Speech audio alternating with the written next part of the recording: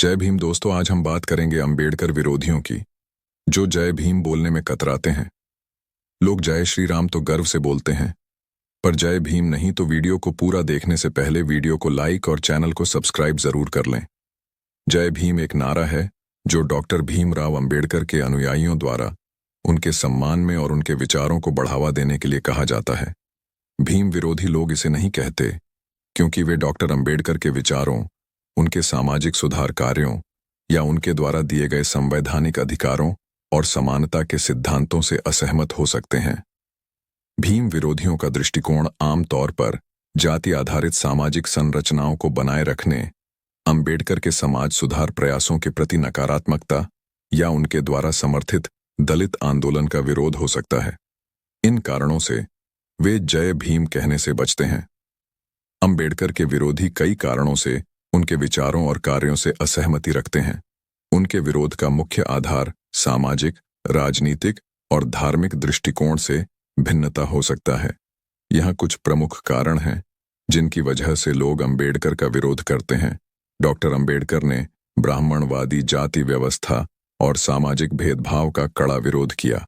उनके विचार और कार्य उच्च जातियों के विशेषाधिकारों के खिलाफ थे, जिससे उन वर्गों में उनके प्रति असंतोष और विरोध पैदा हुआ जो पारंपरिक जाति संरचनाओं से लाभान्वित होते थे। अंबेडकर ने हिंदू धर्म में जाति आधारित भेदभाव के खिलाफ कड़ा रुख अपनाया और 1956 में अपने लाखों अनुयायियों के साथ बौद्ध धर्म अपनाया। उनके इस कदम से कई धार्मिक समूहों ने उन्हें आलोचना का शिकार बनाया क्योंकि इसे हिंदू धर्म से असहमति और उसके रीति रिवाजों के प्रति अस्वीकार माना गया। अंबेडकर ने संविधान के माध्यम से दलितों, पिछड़ों, महिलाओं और अन्य वंचित वर्गों के लिए अधिकार सुनिश्चित किए। उनके द्वारा लाए गए आरक्षण और सामाजिक न्याय के प्रावधानों को कुछ वर्गों द्वारा आलोचना का सामना करना पड़ा, जो इसे अपने विशेषाधिकारों पर आघात मानते थे।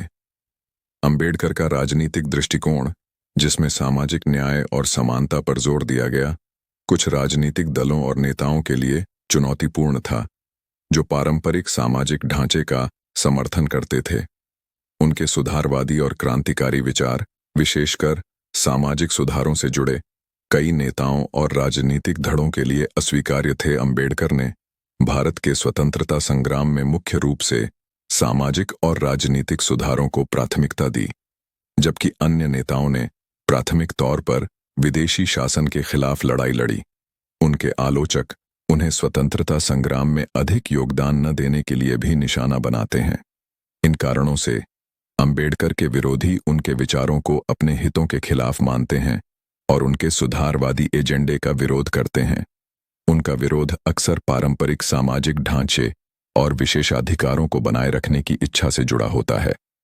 जय भीम बोलना डॉक्टर भीमराव अंबेडकर के सम्मान और उनके द्वारा किए गए सामाजिक, राजनीतिक और कानूनी सुधारों के प्रति आभार व्यक्त करने का एक तरीका है।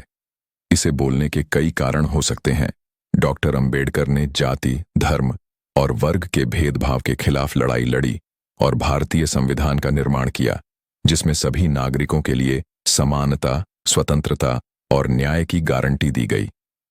जय भीम कहना उनके द्वारा स्थापित इन मूल्यों के प्रति सम्मान दर्शाता है।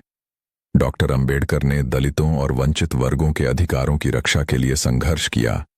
जय भीम दलित सशक्तिकरण और उनके अधिकारों की लड़ाई का समर्थन करने का प्रतीक है। अंबेडकर ने शिक्षा को अत्यधिक महत्व दिया और इसे सामाजिक परिवर्तन का सबसे महत्वपूर्ण साधन माना। जय भीम कहने से उनके विचारों का समर्थन और शिक्षा के प्रति जागरूकता बढ़ाई जाती है। अंबेडकर का जीवन सामाजिक सुधारों को समर्पित था। उनके प्रयासों ने जातिवाद और भेदभाव को चुनौती दी। जय भीम कहकर हम इन सुधारों और समता के सिद्धांत को अपनाने की प्रतिज्ञा करते हैं। डॉक्टर अंबेडकर भारतीय संविधान के मुख्य शिल्पकार थे। जय भीम संविधान के प्रति आदर और उसमें निहित मानवाधिकारों की सुरक्षा का समर्थन भी है। इस प्रकार जय भीम बोलना एकता, समानता और सामाजिक न्याय की भावना को व्यक्त करता है।